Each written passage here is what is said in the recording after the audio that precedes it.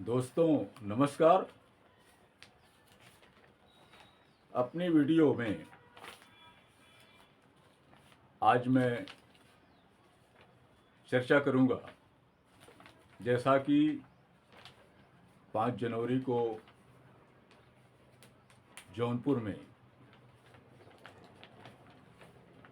एक कार्यक्रम आयोजित किया गया था कि समाज में शिक्षा का क्या महत्व है और जो तमाम तरह की शिक्षाएं हैं उसकी उपयोगिता क्या है, उसके शिक्षा की व्यवस्था क्या है, उसका भविष्य क्या है। चूँकि मैं एक होम्योपैथ हूँ, इसलिए विशिष्ट अतिथि के रूप में हमें यह विषय दिया गया था कि आप होम्योपैथिक की चिकित्सा, उसकी शिक्षा, उसमें प्रवेश और भारत में उसके कितने शिक्षा संस्थान हैं, क्या व्यवस्था है और उसका भविष्य क्या है, इस पर आप बात करें। चूँकि उस दिन परिस्थितियाँ कुछ ये थी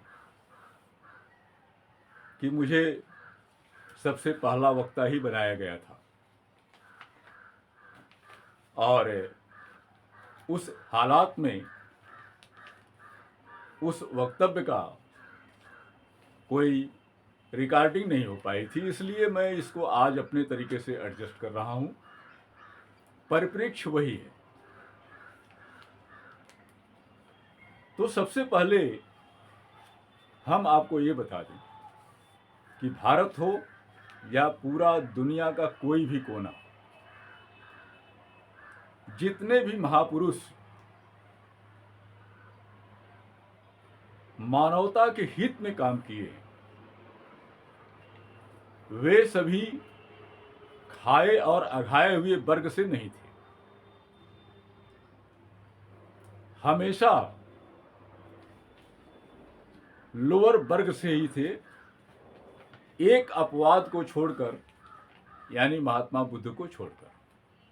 बाकी चाहे कबीर हों, नानक हों, रविदास हों और दुनिया के किसी भी कोने में, चाहे जो विद्वान हैं, जो काफ़ी चिंतक रहे हैं, जैसे हमारे यहाँ डॉक्टर B.R. अम्बेडकर जी, और इसी तरीके से मार्क्स को भी आप उसमें ले सकते हैं, लेनिन को भी ले सकते हैं। इस तरह जो दुनिया के बहुत बड़े चिंतक रहे हैं, वे सभी कर्म प्रधान क्षेत्र से और मुख्य रूप से लोअर वर्ग से आए। उसी तरह होम्योपैथिक के जन्मदाता डॉक्टर सी एस एफ, तो ये जो थे जर्मनी में, जिनका जन्म 1755 में हुआ और अवसान 1843 में। ये अपने उम्र के 25 साल में ही जर्मनी के सबसे बड़े सर्जन थे और 8 भाषाओं के जानकार थे, विशेषज्ञ थे। और ये जिस वर्ग से आए थे, वह वर्ग बढ़ईगिरी का काम करता था, यानी जैसे हमारे यहाँ बढ़ई और लोहार। इस तरह निश्चित तौर से ऐसे वर्ग के लोग नया करने की सोचते हैं, नया कुछ करते भी हैं। और हैनमन साहब ने अपने क्षेत्र में, चिकित्सा के क्षेत्र में आने के बाद भी यह सोचने को मजबूर हुए कि जिस बीमारी को वे पूर्णतः ठीक कर देते हैं, वो फिर बार बार लौट कर क्यों आती है। उन्होंने भारतीय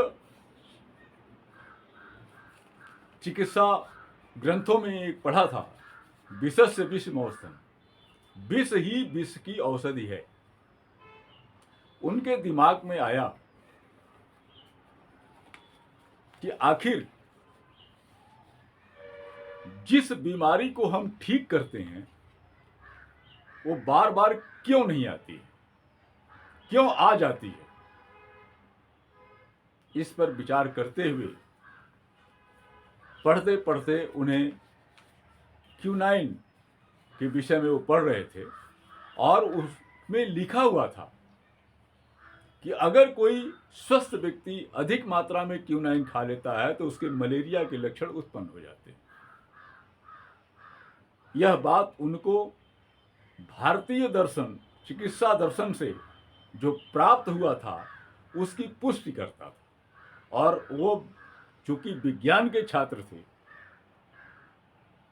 उनको ये भी आया कि 2 और 2 अगर 4 होता है तो 4 बराबर 2 और 2, 2 प्लस 2 होना ही चाहिए, यह विज्ञान कहता है।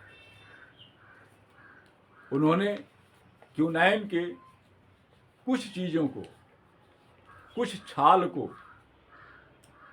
अपने ढंग से पोटेंटाइज किया, यानी दवा की मात्रा कम किया और डेसिमल यानी 1 भाग दवा और 9 भाग एल्कोहल या शुगर ऑफ मिल्क या कोई भी, उसको मिलाकर के उसने तैयार किया।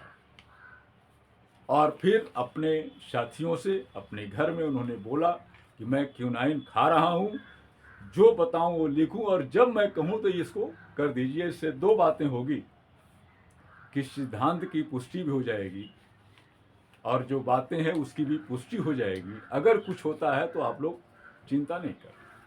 उन्होंने क्यूनाइन की अधिक मात्रा खा ली और कुछ देर में क्या हुआ कि उनके ऊपर मलेरिया के सारे लक्षण उत्पन्न हुए तो वे बताते गए कि हमको क्या लग रहा है, क्या परेशानियां हो रही हैं, क्या मेंटली प्रॉब्लम है, क्या फिजिकल प्रॉब्लम है। उन्होंने सारा कुछ लक्षण लिखवाने के बाद जब कुछ नहीं बचा उनके पास कोई लक्षण बताने के लिए, तो उन्होंने जो क्यूनाइन का पोटेंटाइज मात्रा रखी थी उसका थोड़ा सा खा लिया और सारे लक्षण सबसाइड हुए। इसके बाद उन्होंने सिमिलियस कुरेंटर का सिद्धांत निकाला कि समः समयम समयंति, कि जो बराबर लक्षण उत्पन्न करने में सक्षम दवा हो वह उस बीमारी को ठीक कर सकती है। और इस तरह 99 दवाओं का परीक्षण खुद उन्होंने अपने ऊपर या अपने साथियों के ऊपर करा करके उसको प्रूव किया है और लगभग 99 तो उन्हीं अपने आप में किए हैं।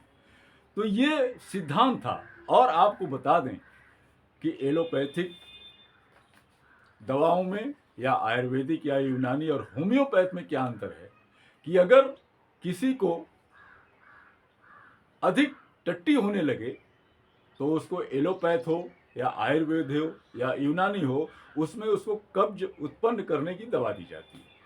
लेकिन होम्योपैथ में अगर किसी को पतली टट्टी हो रही है तो ऐसी दवा दी जाती है जिसमें पतली टट्टी उत्पन्न करने की क्षमता होती है। और उस दवा को जो पोटेंटाइज दवा देते हैं वह जाती है और वह ऐसा ही लक्षण उत्पन्न करके उस बीमारी को न्यूट्रलाइज कर देती है और आदमी स्वस्थ हो जाता है। यह सिद्धांत है होम्योपैथी। इस तरह लगभग एक तरह से 1796 में इस सिद्धांत की शुरुआत हुई और अपने जीवन पर्यंत तक डॉक्टर हैनमन साहब ने दवाओं का परीक्षण किया, उसके लिए लोगों को आकर्षित किया और लोगों को ठीक किया और साथ ही उन्होंने दर्शन भी, होम्योपैथिक दर्शन भी लिखा और सिद्धांत भी दिया जो आर्गेनन ऑफ मेडिसिन के नाम से प्रसिद्ध है। और उनकी मटेरिया मेडिका भी अपनी है और पुरानी बीमारियों के लिए भी क्रोनिक डिजीज नाम पुस्तक भी है। अब आइए हम बताते हैं कि भारत में आखिर यह कब प्रवेश किया। तो आपको बता दें कि भारत में होम्योपैथिक का प्रवेश 1829 में डॉक्टर होनी बर्गर, जो फ्रेंच के थे और होम्योपैथ के माहिर थे, वो आए और कलकत्ता में अपनी प्रैक्टिस शुरू किए, जिसे आज हम कोलकाता कहते हैं। और इसको होम्योपैथ को तमाम आगे बढ़ाने के लिए जो इसमें पारंगत धीरे धीरे होते गए वो लोगों ने संघर्ष किया और 1971 में भारत सरकार ने इसको मान्यता दे दी चिकित्सा क्षेत्र के रूप में।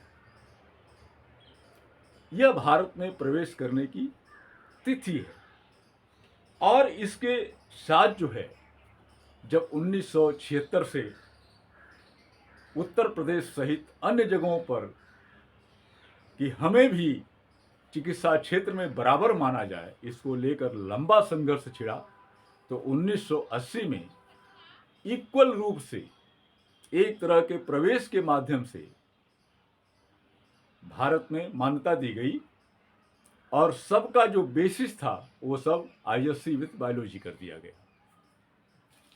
आईएससी विथ बायोलॉजी आप नहीं है तो आपका प्रवेश होम्योपैथ में नहीं होगा और इसको भी 4.5 साल का शिक्षा और 1 साल का इंटर्नशिप यानी कुल मिलाकर के 5.5 साल का कोर्स इसे भी कर दिया गया। अब इधर 1 साल से कुछ और परिवर्तन हुआ है क्योंकि होम्योपैथिक की जो प्रैक्टिस है इसमें पुराने पेशेंट ही अक्सर आते हैं जो कहीं से नहीं ठीक होते, लेकिन शिक्षा भी इतनी महंगी है कि जो होम्योपैथिक लोग हैं उनके लिए अपने जीने खाने की भी समस्या खड़ी होती है। इसमें चिकित्सा के जो क्लासिकल प्रैक्टिस है सिंगल मेडिसिन सिंगल डोज मात्र 5% लोग ही करते हैं और होम्योपैथ की कई दवाओं को मिलाकर के प्रैक्टिस करने वालों की संख्या भी कम से कम 30% से नीचे नहीं है। लेकिन साथ ही इसके अधिकतर भाग के जो डॉक्टर्स लोग हैं वो एलोपैथ के साथ मिक्स चिकित्सा करते हैं। इसलिए इस चीज को देखते हुए सरकार ने इसमें एलोपैथ की करीब 15-20 दवाओं को जोड़कर समय को बढ़ा दिया है, यानी कोर्स 5 साल का और चिकित्सा और इंटर्नशिप 1 साल का कर दिया है। इसलिए हम एलोपैथ की भी प्रैक्टिस करने के लिए हम हैं उसमें, लेकिन पहले ऐसा नहीं था, 1 साल 2 साल के पहले नहीं था जब तक कि सीसीएच था। लेकिन बीजेपी सरकार ने इसको अपने हाथ में ले लिया है आते ही और काफ़ी सुविधाएं भी प्रदान की है और होम्योपैथ के क्षेत्र में अच्छा काम भी हुआ है। तो आइए मैं कुछ आगे बताता हूं कि भारत में मतलब पहला ध्यान रख लीजिए कि आईएससी विथ बायोलॉजी प्रवेश के लिए और इसको नीट क्वालिफाई करना पड़ेगा आपको। सभी संयुक्त परीक्षा होती है, चाहे वो एमबीबीएस हो, बीएमएस हो, बीयूएमएस हो या बीएचएमएस हो या डेंटिस्ट का, ये सब संयुक्त परीक्षा एक बार में होती है और इसमें प्रवेश के लिए आपको 350 से अधिक मार्क्स लाना आवश्यक है। साथ ही मैं ये भी बता दूं कि होम्योपैथिक चिकित्सा वो चिकित्सा है जहां जब किसी भी पेशेंट को कहीं राहत नहीं मिलती है तब वो होम्योपैथ में आता है और उसमें से भी 50% केसेज हम लोग ठीक कर लेते हैं। 50% अगर लाइलाज है तो भाई बात अलग है, लेकिन जो उनके यहाँ लाइलाज है आयुर्वेद में, यूनानी में, एलोपैथ में, उसमें से भी हम लोग 50-60% केस ठीक कर लेते हैं और ठीक होकर के लोग जाते हैं, इसमें कोई दो राय नहीं। लेकिन आज भी दिमाग में है लोगों के कि हम बीमार हो गए तो जल्दी से जल्दी ठीक हो जाएं, इसलिए लोग एलोपैथ की तरफ भागते हैं। अगर वही पहले होम्योपैथ में आ जाएं, चाहे जो भी परेशानी हो, निश्चित तौर से उन्हें आराम मिलेगा और कोई साइड इफेक्ट उनको नहीं मिलेगा। जबकि वहाँ है एक दवा खा रहे हैं तो दूसरी बीमारी उत्पन्न हो जाएगी, तीसरी हो जाएगी, चौथी हो जाएगी और पूरा दवा तो फिर आपको कितना खाना पड़ेगा वो आप जाने, आप देख रहे हैं। लेकिन होम्योपैथ में ऐसा नहीं, वो दवा लगातार कम होती जाएगी और कोई नई बीमारी नहीं पैदा होगी और ये नुकसान भी नहीं करती है। ऐसा लोगों के दिमाग में भी है और सच भी है। लोग कहते भी हैं कि होम्योपैथिक अगर फ़ायदा नहीं करेगी तो नुकसान भी नहीं करेगी, लेकिन ऐसी बात नहीं है, वो फ़ायदा निश्चित तौर से करती है। तो आइए कुछ और भी बेसिक बातें आपको बताते हैं कि इसके कॉलेजेज क्या हैं, कैसे हैं। तो भारत में कुल 220 होम्योपैथिक मेडिकल कॉलेज हैं और इसमें 80 प्राइवेट हैं, निजी कॉलेज हैं, 30 सरकारी हैं और 10 अर्ध सरकारी हैं। कुल कॉलेज 220 है, सरकारी 30 है पूरे भारत में। और BHMS के लिए नीट में 350 मार्क्स लाना बहुत ही आवश्यक है, तभी आपका होम्योपैथिक में प्रवेश होगा, चाहे वो प्राइवेट हो चाहे जो भी हो। लेकिन गवर्नमेंट के लिए 450 से नीचे मार्क्स नहीं चाहिए। ये इसमें से अगर वहाँ सीटें नहीं फुल होती हैं तो 350 मार्क्स तक भी लिए जाते हैं सरकारी कॉलेजों में, अन्यथा प्राइवेट में थोड़ा इससे कम भी रहेगा तो चलेगा।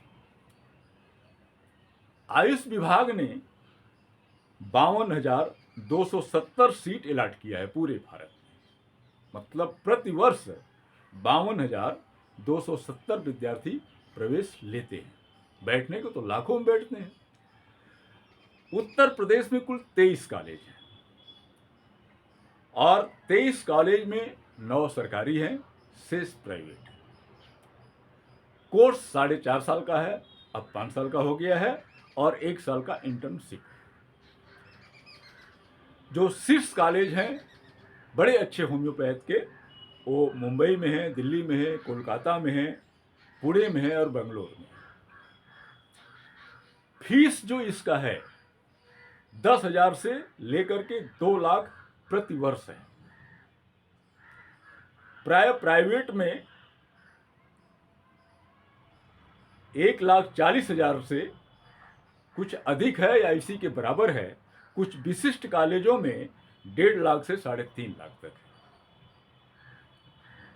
टॉप कॉलेजों में टोटल फीस 4,42,000 है और जिसमें गुरु गोविंद सिंह इंद्रप्रस्थ यूनिवर्सिटी में सबसे कम और government homeopathic medical college Calicut में सबसे कम है, जो 1,280 रुपये सालाना है।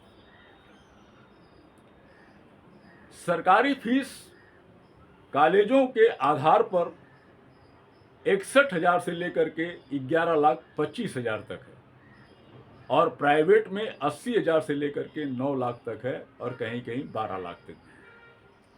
वैक्सन जो उत्तर प्रदेश में है उसकी फीस 10,38,000 है। Neminath homeopathic medical college Agra का 9,10,000 है। State homeopathic medical college Aligarh का 19,000 है और state Lal Bahadur Shastri homeopathic medical college Allahabad का 15,000 प्रति वर्ष है।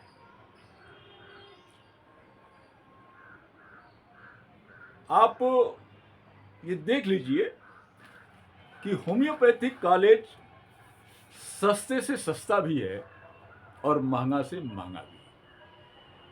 जिस कॉलेज का स्तर जैसा है उस हिसाब से वहाँ फीस है। निश्चित तौर से आप भी जानते हैं कि प्राइवेट कॉलेजों के फीस ज़्यादा होते हैं और फीस इधर कुछ ज़्यादा बढ़ी है। फीस पहले बहुत कम थी।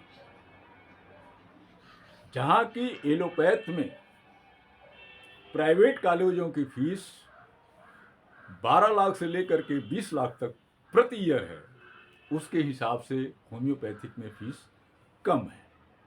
लेकिन आपको नीट क्वालिफाई करने के लिए अच्छे ढंग से तैयारी तो करनी ही पड़ेगी, क्योंकि अगर आप MBBS में प्रवेश चाहते हैं तो उसके लिए 450 से ऊपर मार्क्स चाहिए। 600 720 का प्रश्न पत्र होता है, उसमें आपको कम से कम 450 है तो ही कोई प्राइवेट एलोपैथिक मेडिकल कॉलेज मिलेगा।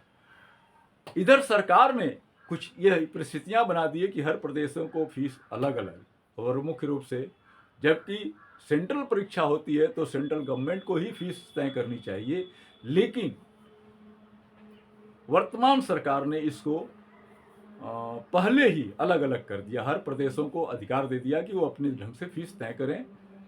जहां आपके उत्तर प्रदेश में 12 लाख एमबीबीएस के लिए प्रतिवर्ष है, वहीं महाराष्ट्र में 18 लाख है और बढ़ भी गया होगा। तो शेष खर्चा आप जोड़ लीजिए कि एक चिकित्सक पैदा करने के लिए कितना लंबा खर्च है। लेकिन होम्योपैथ में ये विकल्प है कि आप सस्ते कॉलेज भी ले सकते हैं और महंगे कॉलेज भी।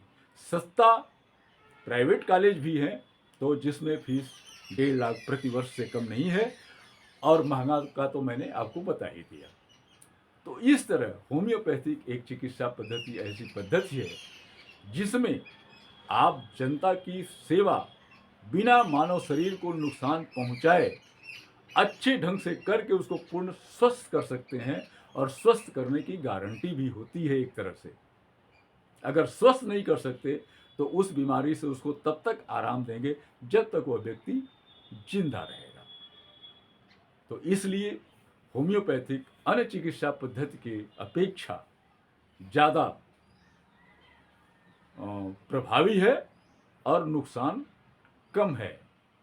इसलिए आज की बात मैं यही स्थगित करता हूँ और आप सभी से आग्रह करता हूँ कि आप होम्योपैथ का सहयोग अवश्य लें, ताकि यह न हो कि आप शुगर का इलाज करते करते आप गैस्ट्रिक के रोगी हो जाएं, आप हाई ब्लड प्रेशर के रोगी हो जाएं। तमाम तरह के कॉम्प्लिकेशन होते हैं। लेकिन एक बात इसी के साथ मैं और कहूँगा कि कोई भी पैथी अपने आप में पूर्ण नहीं है। जहां अन्य पैथी का हमको सहारा लेना ही पड़ता है। अगर रोग सर्जिकल हो गया है, जो होम्योपैथ से भी कंट्रोल होने की स्थिति में नहीं है, तो सर्जरी आवश्यक है। उसके लिए अभी भी सरकार की तरफ से सर्जन को ही, एमएस को ही मान्यता प्राप्त, इसलिए उसका सहारा लेना ही पड़ेगा। इसी तरह अगर गैस्ट्रिक एलोपैथ से तो नहीं जाती है, वहाँ भी आयुर्वेद का सहारा लेना पड़ता है, होम्योपैथ का सहारा लेना पड़ता है। तो इसलिए मैं ये कहता हूँ कि कोई भी पैथी अपने आप में पूर्ण नहीं है, लेकिन संभव है कि आप शुरुआती दौर में भी अगर होम्योपैथ के पास जाते हैं तो निश्चित है, 100% निश्चित है कि आप वहाँ से ठीक होकर के आएंगे। इसकी पूरी गारंटी है, मैं पूरे विश्वास के साथ ये कहता हूँ। इसी के साथ मैं आपसे विदा लेता हूँ। आप सभी लोगों का बहुत बहुत धन्यवाद।